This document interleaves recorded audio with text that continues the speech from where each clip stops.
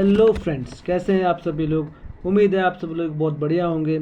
आज आप सभी का वेलकम है आपके अपने यूट्यूब चैनल पर, जिसका नाम है अभी स्मार्ट क्लासेस 2.0। अभी स्मार्ट क्लासेस 2.0 इस यूट्यूब चैनल पर आपको मिलता है करंट अफेयर्स की न्यूज़ और साथ साथ में स्टैटिक जीके और साथ साथ में आपको क्लास 12th की हिस्ट्री देखने को भी यहाँ पर मिलती है। हालांकि हिस्ट्री कोई वीडियो भी आई नहीं है, जल्दी आपकी हिस्ट्री की वीडियो मिल रही है, पर आपको current affair plus static GK रोज़ आपको डेली देखने को मिल रहे हैं। तो आप लोग इस चैनल पे बने रहिए और इस वीडियो को आप लास्ट तक ज़रूर देखिएगा। इस वीडियो में भी काफ़ी ज़्यादा इंपॉर्टेंट चीज़ें आपकी आने वाली हैं और करंट अफेयर तो है ही, साथ साथ में आपके बात करें तो स्टैटिक जीके भी इस वीडियो में इंक्लूड किया गया है। तो आप लोगों के लिए एक बहुत ही इम्पॉर्टेंट वीडियो है, तो आप लोग बने रहिएगा इस वीडियो पर। तो सबसे पहले अगर हम लोग बात करें आज की, तो आज क्या है, आज आपका मदर्स डे है। तो आप सभी को मदर्स डे की बहुत सारी हार्दिक शुभकामनाएं। और जो भी माताएं हैं, जो भी घर में माताएं हैं, जो घर का कामकाज देखती हैं, घर की जिम्मेदारियां देखती हैं, उनको मातृत्वात्मक दिवस की हार्दिक शुभकामनाएं। और साथ साथ में यदि हम लोग बात करें तो माताओं का रोल क्या होता है, माताओं का रोल बहुत ही इंपॉर्टेंट होता है फैमिली में मदर की रोल की बात करें तो वही बच्चे का भविष्य यानी फ्यूचर, और साथ साथ में बच्चे में जो सेल्फ कॉन्फिडेंस आता है वो कहीं ना कहीं डेवलप करने का काम कौन करती हैं, घर की माताएं करती हैं। और माताएं, घर की माताएं ऐसी माताएं होती हैं जो कि क्या करती हैं, जो कि बिना सैलरी के 24 घंटे लगातार 24 घंटे सातों दिन 365 दिन लगातार बिना किसी अवकाश के काम करती हैं। तो ऐसी माताओं को सैल्यूट है। और ऐसी माताओं को आज इनका मातृत्व आज केवल आज ही नहीं, बल्कि आज के अलावा भी अपनी माताओं का हमें सम्मान करना चाहिए। माता पिता भगवान का स्वरूप होते हैं, उनका सम्मान करना चाहिए। तो आइए इसी के साथ में हम लोग बढ़ते हैं आज के करंट अफेयर्स के वीडियोज़ में। सबसे पहली न्यूज़ बात करें तो सबसे पहला न्यूज़ हमारे सामने जो आया है वो है रेड ऑफ ईडी। ईडी की यदि हम लोग बात करें तो ईडी का क्या है, ईडी की यदि हम लोग बात करें तो इसका फुल फॉर्म परिवर्तन निदेशालय, इलेक्टोरेट डिपार्टमेंट, परिवर्तन निदेशालय। ठीक है, निदेशालय मतलब डिपार्टमेंट।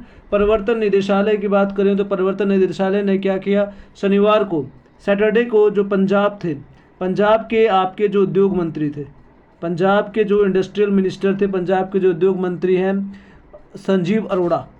कौन है? संजीव अरोड़ा।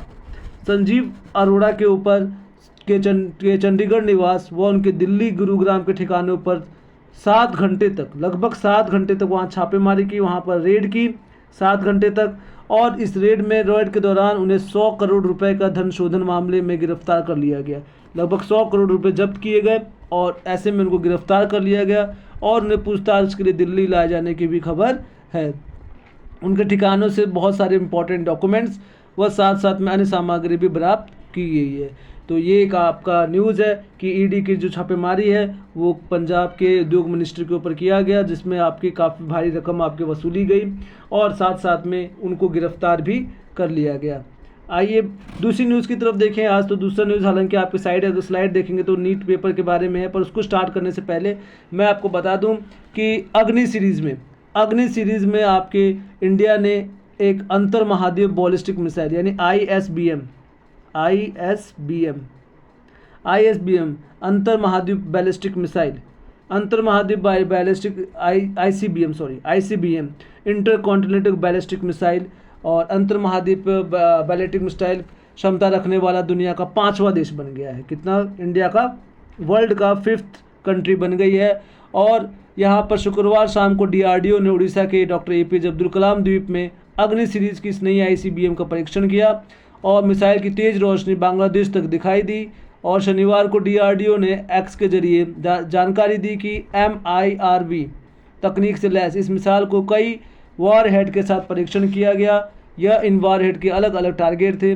बताया जा रहा है कि कई परमाणु वॉरहेड ले जाने की सक्षम इस मिसाइल की रेंज लगभग कितनी है, 12,000 किलोमीटर, और अपने साथ में बहुत सारे परमाणु बम को ये लेकर जा सकता है। और इतनी दूर तक मार करने में सक्षम मिसाइलें अभी सिर्फ अमेरिका, रूस, चीन और उत्तर कोरिया के पास ही है।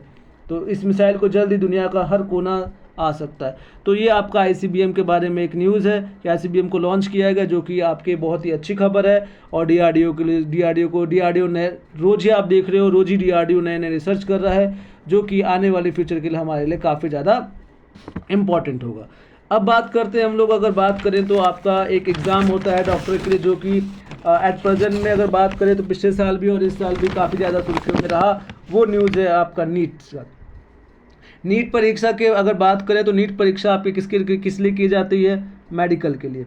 नीट की परीक्षा देकर मेडिकल कोर्सेज में एडमिशन लिया जाता है और फिर वहाँ से आपका डॉक्टरी की जो पढ़ाई है वो स्टार्ट होती है और डॉक्टर हमें मिलते हैं। पर आप खुद सोचिए, जिस नौकरी से, जिस एग्ज़ाम से आपको डॉक्टर की नौकरी मिलने वाली है, उसी एग्ज़ाम के पेपर यहाँ पर लीक हो जाते हैं। तो ये इंडिया के लिए एक बहुत ही बड़ा क्वेश्चन मार्क है। यदि नीट का पेपर लीक होने लग गया और नीट में धांधली होने लग गई तो ऐसे में हमें एक अच्छे डॉक्टर मिलने की संभावना है बिल्कुल नहीं है। और बात करें तो नीट परीक्षा, ऐसा बोला गया कि लगभग आपके अगर देखें तो देश भर में हाल ही में नीट परीक्षा 2026 फिर से सवालों के घेरे में आ गई। और परीक्षा से एक दिन पहले सीकर जो राजस्थान में आपका एक जगह पड़ता है सीकर, वहाँ सीकर में क्या हुआ? सीकर में आपके एक दिन पहले हूबहू जो पेपर आपका आया था नीट का, उसका हूबहू गैस पेपर जो है वो स्टूडेंट्स तक बांटा गया। गैस पेपर स्टूडेंट तक बांटा गया। और जब आपके इसकी सूचना स्टूडेंट्स को मिली अगले दिन, तो स्टूडेंट्स ने क्या किया? स्टूडेंट्स ने वहाँ पुलिस का जो स्टेशन था, पुलिस स्टेशन, वहाँ कंप्लेन वगैरह की, पर पुलिस स्टेशन में उनकी शिकायत दर्ज नहीं की गई। तो इन्होंने क्या किया? ये एनटीए गए, एनटीए में की एजेंसी में इन्होंने मेल किया और साथ साथ में सारे डॉक्यूमेंट्स को लगाया गया। और इन्होंने ये भी आरोप लगाया कि पुलिस ने इस मामले को बहुत हल्के में लिया है। और बताया जा रहा है कि पिपराली रोड यानी नवलगढ़ रोड के कई हॉस्टल्स में पुलिस ने करीब 6-8 छात्रों और युवकों को उठाया और उद्योग नगर थाना ले जाकर पूछताछ की। तो ये आपका एक बहुत बड़ी चुनौती है। पेपर लीक का जो चुनौती है ये बहुत बड़ी चुनौती है। और नीट जैसे एग्ज़ाम में यदि पेपर लीक हो रहा है तो आप सोच सकते हैं कि जो इंडिया का भविष्य है वो किस तरफ जा रहा है। हमें ज़रूरत है पूरे एग्जामिनेशन सिस्टम की चेंज करने की ज़रूरत है। यदि बात करें केवल नीट की नहीं, बल्कि नीट की बात करें तो एसएससी हो गया आपका, कल हमने बात की थी किसकी? राजस्थान एसआई की बात की थी। तो ऐसे तमाम पेपर आपके लीक होते रहते हैं, तो उनको कंट्रोल करने के लिए एक सख्त नियम बनाया जाना चाहिए ताकि जल्द से जल्द उसको कंट्रोल किया जा सके। चलिए, अब यदि बात करें तो आज की न्यूज़ में बस इतना ही है। आज आपके 2 ही इंपॉर्टेंट न्यूज़ थी, इसके अलावा आपकी कोई इंपॉर्टेंट न्यूज़ आज है नहीं इतनी ज़्यादा। बात करें आईपीएल की, तो आईपीएल में मैंने जैसे आपको बताया कि आईपीएल की न्यूज़ हम ज़्यादा कवर करते नहीं हैं, पर फिर भी यदि हम लोग बात करें तो कल आपके गुजरात टाइटंस ने क्या किया? गुजरात टाइटंस ने राजस्थान रॉयल्स को उन्हीं के घर में हरा दिया। और इस तरीके से राजस्थान रॉयल्स की लगभग ये कितनी हो गई? ये आपकी तीसरी हार हो गई, हार की हैट्रिक हो गई। और पॉइंट टेबल की बात करें तो अब गुजरात टाइटंस आपका तीसरे पॉइंट पे चला गया, माफ़ कीजिएगा। और जबकि आपका राजस्थान रॉयल्स वो खिसक कर 5वें पॉइंट पर आ गया। तो ऐसे में ये राजस्थान रॉयल्स के लिए अच्छी खबर नहीं है, तो इस राजस्थान रॉयल्स को इससे सबक लेना चाहिए। अब आइए हम लोग बढ़ते हैं अपने स्टैटिक जीके के पोर्शन की तरफ। आज हमने जो आपका, इससे पहले हमने ऑथर्स और राइटर्स देखे थे और अवार्ड्स देखे थे, और साथ साथ में मिशन ऑपरेशन सिंदूर क्या है, ओपेक क्या है, ये सब हम देख चुके हैं। अब आज जो हम देखेंगे वो देखेंगे हमारा भारतीय संविधान, पॉलिटी का पार्ट है, इंडियन कॉन्स्टिट्यूशन की यदि हम लोग बात करें तो इंडियन कॉन्स्टिट्यूशन आपका एक लीगल डॉक्यूमेंट ऑफ इंडिया है। और इसमें यदि हम लोग बात करें तो it is the longest written national constitution of the world, यानी इंडिया का सबसे बड़ा लिखित संविधान कोई है तो वो है भारत का संविधान। इसका थोड़ा अगर बैकग्राउंड की बात करें तो लगभग 6 दिसंबर 1946 को आपका जो कॉन्स्टिट्यूशन असेंबली है, क्या है? कॉन्स्टिट्यूशन असेंबली आपका उसका फॉर्मेशन होता है, वो बनाई जाती है। और ऐसा बोला जाता है कि जो कॉन्स्टिट्यूशन असेंबली बनाने का जो कॉन्सेप्ट है वो कहाँ से आया था? वो आपके ब्रिटिशर्स ने एक मिशन भेजा था इंडिया में जिसका नाम है कैबिनेट मिशन के सजेशन पे ही आपका जो कॉन्स्टिट्यूशन असेंबली है उसको बनाया गया था। और ठीक उसके 3 दिन बाद 9 दिसंबर 1946 को कॉन्स्टिट्यूशन असेंबली में सबसे पहली मीटिंग जो है वो हेल्ड की गई। और इसमें आपके सबसे पहले जो पहले पर्सन थे जिसको एड्रेस किया गया वो थे जेपी कृपलानी और साथ साथ में सच्चिदानंद सिन्हा। ठीक है, जेपी कृपलानी और सच्चिदानंद सिन्हा। और मुस्लिम लीग ने इस कॉन्स्टिट्यूशन असेंबली को बॉयकॉट किया क्योंकि वो सेपरेट स्टेट की लगातार मांग कर रहे थे। उसके बाद बात करें तो 11 दिसंबर 1946 को असेंबली, जो कॉन्स्टिट्यूशन असेंबली है, उन्होंने अपना जो परमानेंट प्रेसिडेंट है उसको अपॉइंट किया राजेंद्र प्रसाद को। देखिए, अगर टेम्परेरी पूछा जाता है तो क्या आएगा? टेम्परेरी पूछा जाता है तो सच्चिदानंद सिन्हा आ जाएगा। और यदि आपसे पूछा जाए परमानेंट तो वो कौन थे? राजेंद्र प्रसाद थे। और साथ साथ में इनका वाइस प्रेसिडेंट की बात आती है तो वो कौन थे? आपके मुखर्जी, है ना। वो कौन थे आपके H.C. मुखर्जी, ठीक है, मुखर्जी नहीं H.C. मुखर्जी, ठीक है। और साथ साथ में B.N. राव को लीगल एडवाइज़र बनाया गया।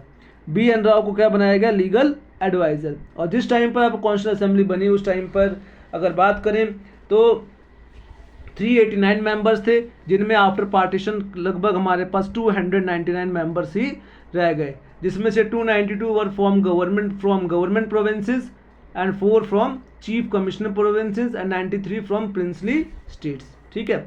और 13 दिसंबर 1946 को क्या किया गया, आपका ऑब्जेक्टिव रिसोल्यूशन जो कि जवाहरलाल नेहरू ने बनाया था वो कॉन्स्टिट्यूशन असेंबली में प्रेजेंट किया गया। और ऐसा बोला जाता है कि इसी ऑब्जेक्टिव रिसोल्यूशन के थ्रू हमारा जो प्रियम्बल है वो प्रियम्बल बना है। और उसके बाद बात करें तो 22 जनवरी 1946 को सभी लोगों ने उस ऑब्जेक्टिव रिसोल्यूशन को अडॉप्ट कर लिया और उनकी लिखी हुई बातों को मान लिया। और फाइनली 22 जुलाई 1947 को जो हमारा नेशनल फ्लैग है उस नेशनल फ्लैग को अडॉप्ट किया गया। और 15 अगस्त 1947 को क्या हुआ था, सभी को पता है क्या हुआ था, इंडिया का इंडिपेंडेंस हुआ था। और साथ साथ में पाकिस्तान की डिमांड को भी मान लिया गया था। और उसके बाद 29 अगस्त 1947 को एक कमेटी बनाई गई जिसे कहते हैं ड्राफ्टिंग कमेटी। इसका काम क्या था, इसका काम था इंडियन कॉन्स्टिट्यूशन को ड्राफ्ट करना, ठीक है। और इसके जो चेयरमैन थे वो कौन थे, भीमराव अंबेडकर के अलावा KM Munshi, Mohammad Saadulla, Alladi Krishnaswami Iyer, N Gopalaswami Ayyangar, N Devi Prasad Khaitan and BL Mitra भी थे। और इसके अलावा यदि आप बात करें तो इसके अलावा 29 अगस्त के बाद आपका जो नेक्स्ट न्यूज़ हमें देखने को मिली 16 जुलाई 1948 को क्या हुआ, जो आपके सेकंड वाइस प्रेसिडेंट, पहले कौन थे, पहले मैंने बताया था S.C. मुखर्जी, दूसरे कौन थे, दूसरे थे आपके V.T.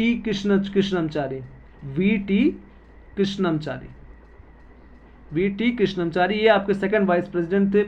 और 26 नवंबर 1949 को constitution of India was passed and adopted by the assembly, यानी 26 नवंबर 1949 को क्या होता है, हमारा जो कॉन्स्टिट्यूशन असेंबली है उसमें आपका जो इंडियन कॉन्स्टिट्यूशन है वो पास हो जाता है। और फाइनली 24 जनवरी 1950 को क्या होता है, लास्ट मीटिंग, जो इंडियन कॉन्स्टिट्यूशन असेंबली है उसकी लास्ट मीटिंग होती है और कॉन्स्टिट्यूशन को साइन किया जाता है, जिसमें आपके 395 आर्टिकल्स, 8 शेड्यूल्स एंड 22 पार्ट्स थे। और फिर फाइनली 26 जनवरी 1950 को पूरा इंडिया कॉन्स्टिट्यूशन को अडॉप्ट कर लेता है। और इसी कारण हम 26 जनवरी को किस रूप में मनाते हैं, रिपब्लिक डे के रूप में, है ना। तो आइए दूसरी न्यूज़ की तरफ बढ़ते हैं। दूसरी न्यूज़ की यदि हम लोग बात करें तो दूसरा न्यूज़ आपका इंडियन कॉन्स्टिट्यूशन के ही बारे में है। तो इसमें यदि आप देखोगे तो इंडियन कॉन्स्टिट्यूशन में G.V. Mavalankar, he was the first speaker of Lok Sabha के सबसे पहले स्पीकर कौन थे, G.V. देखिए आज बहुत आपके GK का बहुत ही इंपॉर्टेंट पार्ट है, तो इसलिए ध्यान से वीडियो को देखिएगा और हो सके तो मैं जैसा बोल रहा हूँ उसको आप नोट कर लीजिएगा। और यदि आपको PDF चाहिए इसकी तो आप मुझे 700777243837 इस नंबर पे आप मुझे व्हाट्सअप कीजिएगा, मैं आपको इसकी PPT आपको शेयर कर दूंगा, ठीक है। अब यदि आगे बात करें तो आगे इसमें आपको देखने को मिलेगा G.V. मावलकर कौन थे, आपके फर्स्ट स्पीकर ऑफ लोकसभा, ठीक है। और 1976 में क्या किया गया, 1976 में 42nd अमेंडमेंट हुआ, जिसके थ्रू जो इंडियन प्रियम्बल है उसमें सोशलिस्ट, सेकुलर और इंटीग्रिटी वर्ड को जोड़ा गया, है ना। तो ये चीज़ है आपकी। चलिए अब आगे देखते हैं। आगे देखें तो आपके अगर बात करें तो इंडियन कॉन्स्टिट्यूशन को क्या बोला जाता है, बैग ऑफ बोरोस, है ना। क्या बोला जाता है, बैग ऑफ बोरोस, उधार की पेटी। क्यों बोला जाता है, क्योंकि जो इंडियन कॉन्स्टिट्यूशन है उसमें बहुत सारी बातें आपकी अलग अलग कंट्री से ली गई थी। जैसे अगर हम लोग बात करें किसकी, अगर हम लोग बात करें सबसे पहले यूनाइटेड किंगडम की, तो यूनाइटेड किंगडम की अगर हम लोग बात करें तो यूनाइटेड किंगडम यानी ब्रिटेन से क्या लिया गया, parliamentary form of government, nominal head of the state और प्राइम मिनिस्टर की जो पोस्ट है वो कहाँ से लिया गया, यूनाइटेड किंगडम से। वहीं पर दूसरी तरफ बात करें यूनाइटेड स्टेट्स की, तो यूनाइटेड स्टेट्स से आपके फंडामेंटल राइट्स लिए गए, ठीक है, फंडामेंटल राइट्स लिए गए। साथ साथ में इंडियन कॉन्स्टिट्यूशन का जो प्रियम्बल है वो लिया गया, फेडरल स्ट्रक्चर ऑफ गवर्नमेंट लिया गया और प्रेसिडेंट का जो इम्पीचमेंट का प्रोसेस है वो भी आपके यूनाइटेड स्टेट्स से ही लिया गया है। और सुप्रीम और हाई कोर्ट के जजेस को इलेक्टरल कॉलेज वाला जो सिस्टम है जो कि आपके प्रेसिडेंट इलेक्शन में काम आता है वो भी आपके यूनाइटेड स्टेट्स से लिया गया, ठीक है। और इसके अलावा इसके अलावा यदि हम लोग बात करें तो इसके अलावा यदि देखते हैं तो इसके अलावा आपको देखने को मिलता है आयरलैंड। आयरलैंड से हमें क्या मिला, directive principle of state policy, राज्य के नीति निर्देशक तत्व जो कि स्टेट्स को फॉलो करना रिस्पॉन्सिबिलिटी होती है, ठीक है। और उसके बाद यदि हम लोग बात करें तो इसके बाद आपको क्या मिला, nomination of members to the Rajya Sabha by the president, यानी प्रेसिडेंट जो आपके 12 सदस्यों को नॉमिनेट करता है, एंग्लो इंडियंस को नॉमिनेट करता है राज्यसभा में, वो भी आयरलैंड से लिया गया है। प्रेसिडेंट को इलेक्ट करने का जो मेथड है वो कहाँ से लिया गया है, आयरलैंड से लिया गया है। और ऑस्ट्रेलिया की बात करें तो ऑस्ट्रेलिया से आपके क्या लिया गया है, जो आपके 2 स्टेट्स हैं उनके बीच में ट्रेड करने की फ्रीडम, लेजिस्लेटिव पावर को फेडरल स्ट्रक्चर, साथ साथ में कॉन्करेंट लिस्ट का जो कॉन्सेप्ट है, साथ साथ में ज्वाइंट सेशन ऑफ पार्लियामेंट, ठीक है।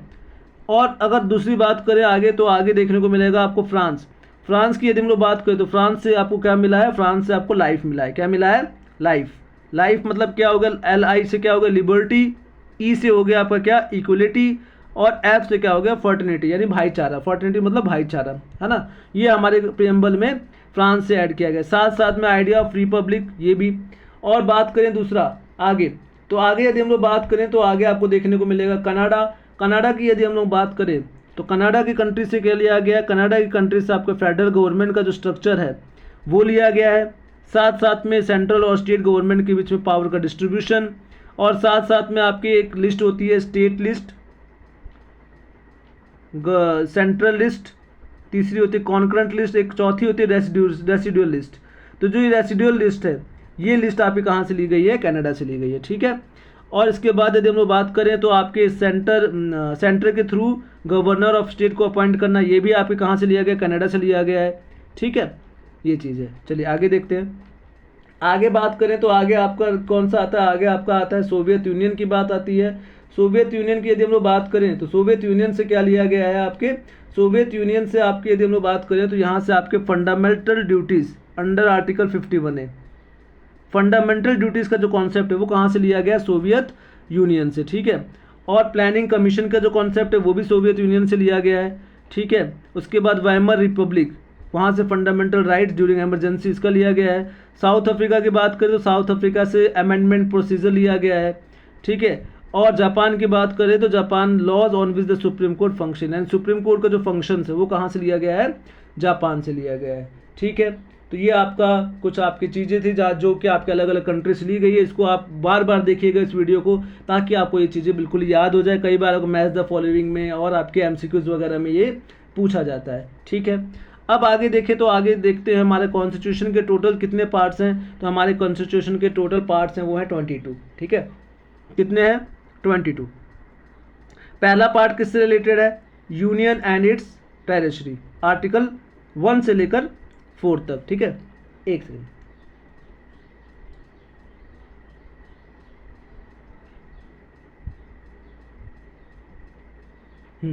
आर्टिकल 1 से लेकर 4 तक। और पार्ट 2 की बात करें तो पार्ट 2 कहाँ से, आर्टिकल 5 से लेकर 11 जिसमें सिटीजनशिप की बात की गई है। पार्ट 3 फंडामेंटल राइट्स, आर्टिकल 12 से लेकर 35 तक। Part 4 directive principle of states, 36 से लेकर 51। Part 4 A article 51A fundamental duties. Part 5 union articles 52, 151। Part 6 state के बारे में। Part 7 states in B part of the first schedule. Part 8 के यूनियन टेरिटरी के बारे में। पार्ट 8 यूनियन टेरिटरी के बारे में। पार्ट 9 पंचायत के बारे में। पार्ट 9A म्यूनसिपलिटीज़ के बारे में। पार्ट 9B कोऑपरेटिव शेड्यूल्स के। तो इस सबको आप पढ़िएगा इन स्लाइड्स को, है ना, बहुत ही इंपॉर्टेंट स्लाइड्स है। पार्ट 10 आपके शेड्यूल ट्राइबल एरियाज़ के बारे में। पार्ट 11 आपके जो यूनियन और स्टेट्स के बीच में क्या रिलेशन होते हैं वो होता है। पार्ट 12 की बात करें तो आपके फाइनेंस प्रॉपर्टी के बारे में होता है। पार्ट 13 आपके ट्रेड और कॉमर्स के बारे में। Part 15 service under the union and state, article 308 से लेकर 323 तक। Part 14A tribunals. Part 15 election से रिलेटेड होता है ना। Part 16 special provision related to certain classes. और पार्ट 17 किससे होता है, लैंग्वेजेस से, ठीक है। Part 18 emergency provision 350 to 360। और पार्ट 19 आपका मिसलेनियस होता है। पार्ट 20 अमेंडमेंट, कॉन्स्टिट्यूशन का जो भी अमेंडमेंट के रूल्स है वो होते हैं। पार्ट 21 में आपका क्या होता है, स्पेशल प्रोविजंस होते हैं। और पार्ट 12 में आपके जो टाइटल्स राजाधिराज, महाराजाधिराज, जो भी टाइटल्स वगैरह यूज़ किए जाते थे पुराने टाइम पर, वो आपके पार्ट 22 में आते हैं। तो ये आप लोग एक बार पढ़ने में याद नहीं होगा, इसको आप अलग से लिख लीजिएगा और बार बार दीवार पर चिपका लीजिएगा और बार बार आते जाते इसको देखिएगा, तो आपको जरूर पक्का ये चीज़ याद हो जाएंगी। चलिए अब आगे देखते हैं। तो आगे यदि हम लोग बात करें तो हमारा जो इंडियन कॉन्स्टिट्यूशन है, तो इंडियन कॉन्स्टिट्यूशन की यदि हम लोग बात करें तो इंडियन कॉन्स्टिट्यूशन में हमारे कितने शेड्यूल्स हैं, तो टोटल आपके शेड्यूल्स की अगर हम लोग बात करें तो टोटल 12 शेड्यूल्स हैं। ठीक है, कितने शेड्यूल्स हैं? 12 शेड्यूल्स हैं। ठीक, 12 शेड्यूल्स है। तो आइए एक एक करके देखते हैं इनको। फर्स्ट शेड्यूल की यदि हम लोग बात करें तो आर्टिकल 1 से लेकर 4 में है। और इसमें क्या है, इसमें आपके बेसिकली अगर आप देखोगे तो इसमें आपको देखने को मिलेगा list India states and territory, यानी इंडियन स्टेट के बारे में, उनके टेरिटरीज के बारे में बताया गया है। सेकेंड लिस्ट, सेकेंड शेड्यूल आपका आर्टिकल 59(3), 65(3), 75(6) किसके बारे में है? पब्लिक ऑफिशियल्स की सैलरी के बारे में है। थर्ड शेड्यूल किसके बारे में है? ओथ के बारे में है। फोर्थ शेड्यूल किसके बारे में है? Allocation of seats in the Rajya Sabha, Rajya Sabha में जो आपके अपर हाउस ऑफ पार्लियामेंट है उसमें आपके जो सीट्स वगैरह। फिफ्थ शेड्यूल की बात करें तो इसमें आपके एडमिनिस्ट्रेशन के बारे में है और जो शेड्यूल्स एरियाज है उनके बारे में है। सिक्स शेड्यूल की बात करें तो इसमें आपके provisions made for the administration of tribal area, यानी असम, मेघालय, त्रिपुरा, इन सब ट्राइबल एरिया के जो स्पेशल प्रोविजंस है वो 6th में है। आर्टिकल शेड्यूल 7 की बात करें तो इसमें आपके central government, state and concurrent list की जो रिस्पॉन्सिबिलिटीज़ हैं वो दी गई है। और यदि हम लोग बात करें आपका 8th शेड्यूल की, तो 8th शेड्यूल आपका क्या बताता है? 8th शेड्यूल आपका लगभग आर्टिकल 344(1) से लेकर 351 में, यानी 8th शेड्यूल में आपके किसके बारे में बताया गया? ऑफिशियल लैंग्वेजेस के बारे में। ठीक है, जो इंडिया की ऑफिशियल लैंग्वेज होगी वो क्या होगी। और नाइन्थ शेड्यूल की बात करें तो इसमें आपके कुछ एक्ट्स और रेगुलेशंस के बारे में बताया गया है। 10th में आपका एंटी डिफेक्शन लॉ बताया गया है। और आपके 11th में पंचायत राज के बारे में बताया गया है, जबकि आपके और म्यूनसिपलिटीज़ के बारे में बताया गया है, राइट। और 11th में आपके पंचायत राज के बारे में और 12th में आपके म्यूनसिपलिटीज़ के बारे में बताया गया है। तो ये आपका आज का जो पॉलिटी का टॉपिक था ये आप लोगों का कंप्लीट हो गया। और साथ साथ में करंट अफेयर्स भी मैंने आपको बता दिया। तो इस वीडियोज़ को आप जितना हो सके उतना ज़्यादा देखिएगा और बार बार देखिएगा, और बार बार देख के इसके आप नोट्स बनाकर, एक चार्ट बनाकर, इसको अच्छे तरीके से टेबुलर फॉर्म में बनाकर इसको आप एक दीवार पर चिपका लीजिएगा। और यदि आपको लगता है कि आपको इसकी PDF चाहिए तो आप मुझे PPT चाहिए तो आप मुझे 7007772487 इस नंबर पे आप मुझे व्हाट्सअप कर दीजिएगा। मैं आपको तुरंत PDF आपको जो इसकी PPT है वो PPT आपको मैं दिलवा दूंगा। हालांकि PPTs में ज़्यादा कुछ है नहीं, PPTs में जो चीज़ मैंने आपको बताई वही चीज़ सेम चीज़ें हैं। फिर भी अगर आपको चाहिए तो आप लोग दे लीजिएगा। और बाकी आपको ये वीडियो कैसी लगी कमेंट सेक्शन पर ज़रूर बताइएगा। और साथ साथ में इस चैनल को लाइक, शेयर और सब्सक्राइब जरूर कीजिए, ताकि आने वाले फ्यूचर में मैं आपको और अच्छी क्लासेस दे सके और अच्छी चीज़ों से आपको बता सके। और जैसे ही आपको 100 सब्सक्राइबर कंप्लीट होंगे आपका फेस रिवील किया जाएगा और साथ में आपको व्हाइट बोर्ड से आपको पढ़ाया जाएगा। ठीक है, तो अभी आपके टोटल 94 सब्सक्राइबर्स हैं, 6 सब्सक्राइबर बाकी हैं। तो उम्मीद है कि जल्दी ये कंप्लीट हो जाएंगे। तो तब तक आप लोग बने रहिए इस चैनल पर। और ये वीडियो आपको कैसे लगी कमेंट सेक्शन पर ज़रूर बताइएगा। और इस चैनल को लाइक, शेयर और सब्सक्राइब जरूर कीजिएगा। उन लोगों तक भी पहुंचाइए जो कि आपके एक्स्ट्रा कोचिंग की जो एक्स्ट्रा फीसेज उनको अफोर्ड नहीं कर सकते, तो उनके लिए भी आपकी वीडियो बहुत यूज़फुल रहने वाली है। तो उन लोगों को भी आप शेयर कीजिएगा। मिलते हैं नेक्स्ट वीडियो में, तब तक के लिए bye bye, take care, thank you so much.